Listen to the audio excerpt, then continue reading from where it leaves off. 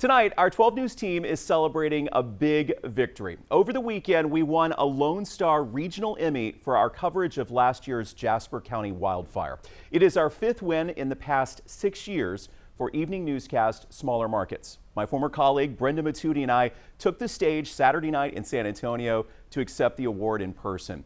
And we share this honor with our executive producer Corbin Lee. We dedicated the award to all of our colleagues here at 12 News who genuinely are some of the hardest working journalists in Texas. We also honored the firefighters who worked so hard to save homes and lives last year in Jasper. A true honor and really so proud of our colleagues here tonight.